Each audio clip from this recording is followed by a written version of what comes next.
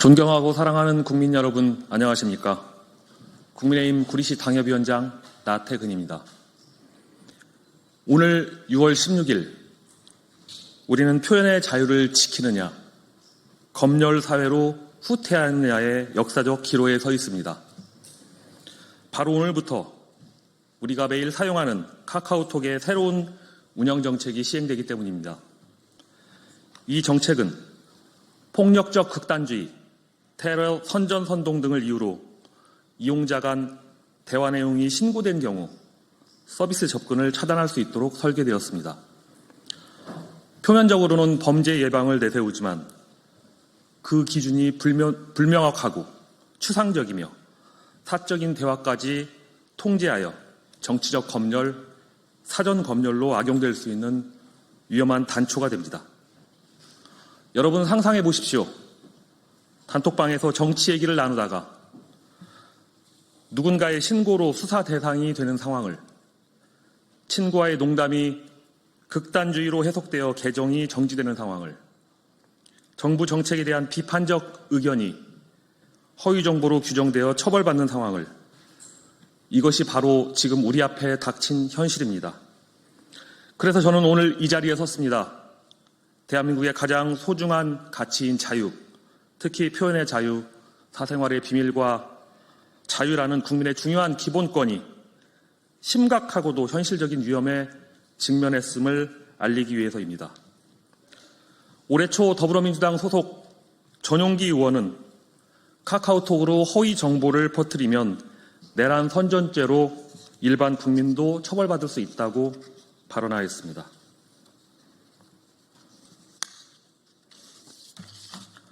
저는 민주당이 추진하고 있는 온라인 플랫폼에 대한 과도한 규제가 우리 국민의 자유로운 대화를 사전에 감시하고 통제하면서 얼마나 위축시킬 수 있는지 깊이 우려했습니다.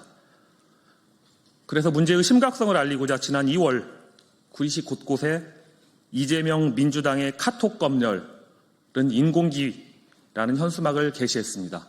바로 이 사진입니다.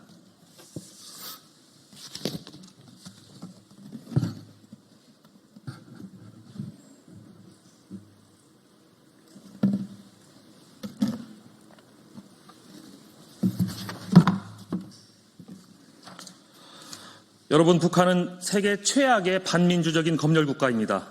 제가 인공기라는 상징을 쓴 것은 국민의 사적 대화까지 들여다보겠다는 발상이 전체주의 국가인 북한에서나 있을 법한 검열과 다를 바 없다는 강력한 경고이자 비판이었습니다. 이에 민주당은 저를 형사 고발하였습니다. 당시 당대표였던 이재명 대통령의 민주당은 이 현수막에 대해 허위사실로 명예를 훼손했다고 주장하며 수사를 의뢰한 것입니다. 저는 묻고 싶습니다. 이재명 대통령님, 정치적 표현의 자유가 무엇인지 정말 모르십니까? 저의 현수막은 검열 가능성에 대한 정치적 의견을 표명한 것일 뿐 허위사실을 적시한 것이 아닙니다. 그 표현이 불편하다고 해서 입틀막하고 고발을 남발한다면 우리는 결국 전체주의의 길로 들어서게 됩니다. 저는 국민의힘 소속 당협위원장으로서 자당의 정책을 홍보하고 여당의 정책에 대해 비판해야 할 책임이 있습니다. 국민의힘의 카톡 검열 금지법까지 발의된 상황에서 저는 민주당의 정책이 가져올 위험성을 국민에게 알리기 위해 현수막을 통해 정치적 의사표현을 전달한 것입니다. 심지어 저는 이 현수막을 설치하기에 앞서 관할 선거관리위원회에 법률적 검토를 의뢰하였고 공직선거법상 아무런 문제가 없다는 답변을 받았습니다. 정당 활동과 선거 사무를 관장하는 관할 선관위에서 위법이 아니라고 판단한 현수막을 정당법과 공직선거법도 아닌 일반 형법으로 고발하는 것은 나에게 반기를 드는 사람은 어떻게 해서라도 반드시 처벌하고 말겠다는 강력한 정치 보복의 신호탄인 것입니다.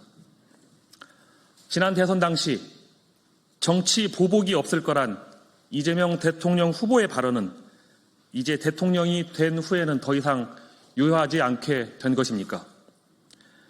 민주주의 국가에서 표현의 자유, 특히 공적 존재에 대한 비판, 공적 관심사에 대한 표현의 자유는 여론 형성과 민주정치 질서를 위한 전제로서 최대한 보장되어야 한다는 것이 대법원의 확립된 판례입니다. 심지어 2021년 9월 대법원은 고영주 전 이사장의 문재인 공산주의자 사건에서도 해당 표현을 허위사실이 아닌 의견 표명으로 보아 명예훼손이 성립되지 않는다고 판시한 바 있습니다. 그렇다면 민주당의 이번 고발은 이러한 헌법적 가치를 정면으로 부정하는 명백한 정치적 탄압입니다.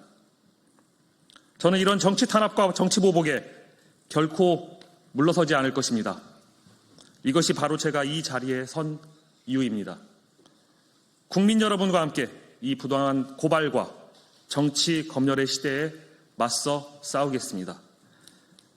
그러나 여러분, 문제는 여기서 끝나지 않습니다. 저 한 사람에 대한 고발은 단지 시작일 뿐입니다. 카카오톡으로 허위 정보를 퍼뜨리면 일반 시민도 내란 선전죄로 처벌받을 수 있다. 바로 오늘 6월 16일 그 발언이 현실이 되어 우리 일상에 닿았습니다.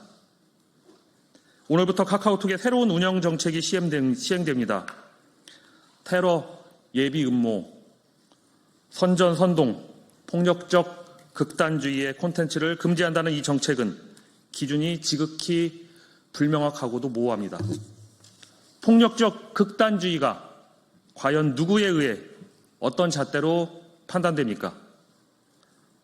정당한 비판적 목소리나 정치적 의견마저도 이 틀에 끼워 넣는다면 결국 국민들이 서로를 감시하게 되고 신고에 따라 대화가 검열당할 수 있는 구조가 되는 것입니다.